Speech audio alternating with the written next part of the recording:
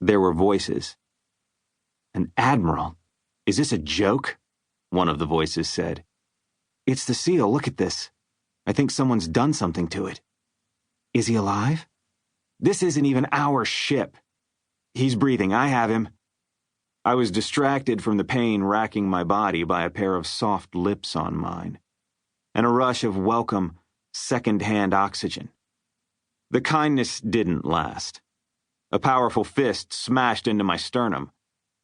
The hand drew back for another blow, but I managed to grab the wrist and hold it. I didn't need to be hit again. Coughing, I opened my eyes just to shut them again. There were 3 lights blinding me. I released the wrist, then slowly sat up and groaned. Someone backed away from me. The deck was cold and the air didn't taste right. I opened one eye and squinted up. 3 people stood over me. 2 young women, 1 young man. They wore only service-issue undergarments. Like me, they must have just come out of their sleepers. I had no circulation in my limbs, my mouth was dry, the world was skipping frames, and my mind was stumbling to catch up. Sleepers were good at shutting down brain function. They weren't as good at bringing it back. I could feel my heart twitching in a way that I didn't particularly like, though the sleeper wasn't to blame for that. I felt like a dead man. I'd had bad wake-ups before, but nothing like this. Apart from a few readouts, the sleeper bay was completely dark. No lights, no emergency lights. Tangled as my head was, I knew that couldn't be right. The deck was metal and not especially clean. I could feel an aggressive non-slip pattern of ridges under my palm. That was unexpected.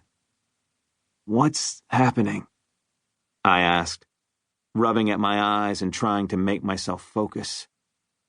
It was as if I had all the negative effects of ethanol poisoning, but none of its perks. Every part of my brain was struggling, except my memory. "Where are we?" The 3 exchanged looks. "Undetermined, sir." That came from the shorter of the 2 females. The tall one watched me suspiciously, and the young man looked like he was trying to wake up from a bad dream. I knew exactly how he felt. "Did you pull me?" "You were showing warning lights. Something's wrong with this unit," the young man said, tapping the sleeper's plastic shield. "The power's gone, sir." "Thank you." That was why these 3 had their hand lights. My thoughts weren't so jumbled that I didn't know they'd just saved my life by getting me out of that sleeper. I didn't know where we were, but it wasn't Payne Station.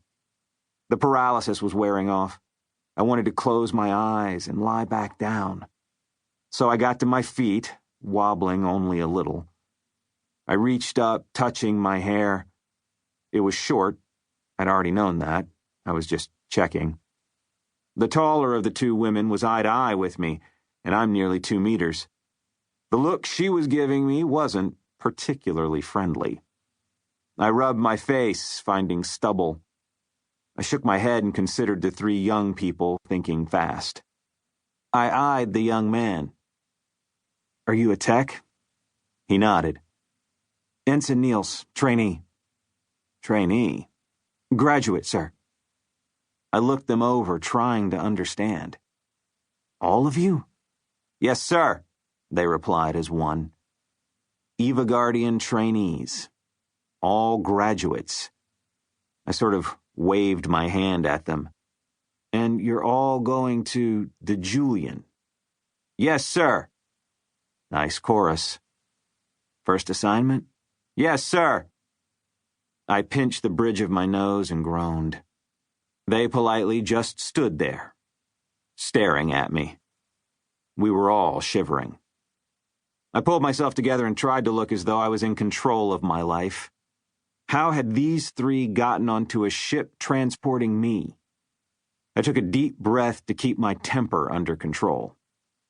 "Relax," I told the trainees who were standing stiffly, all earnest propriety.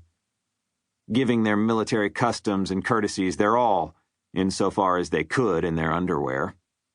I waved at them again. You're not in uniform, I frowned. But I suppose you ought to be. Get dressed. They shifted uncomfortably, and I realized that without power they couldn't access the lockers on their sleepers. Niels cleared his throat. Sir? I turned to him. He had a little muscle that he probably hadn't had before service training. He embodied every tech cliché, so he couldn't really be anything else. He was pale and a little twitchy. Then again, so was I. What? He panned his light over the ceiling, showing hard lines and rough gray metal. Sir, this is a Commonwealth vessel. Ganron. I doubt that. I rubbed at my sore joints, swearing internally. Sir, the tall girl said very firmly. The engineering markings are all here. She used her own light to show me a faded plaque on the bulkhead. It was the emblem of the Ganron Royal Trade Commission and a map of the deck. Well, it was pretty hard to argue with that. Yes, it's Ganron built, I said, looking around. These graduates couldn't have been intended to revive on this vessel. How had this happened? It wasn't just the wake-up. It wasn't the state of my health or my malfunctioning brain. Something was very wrong here.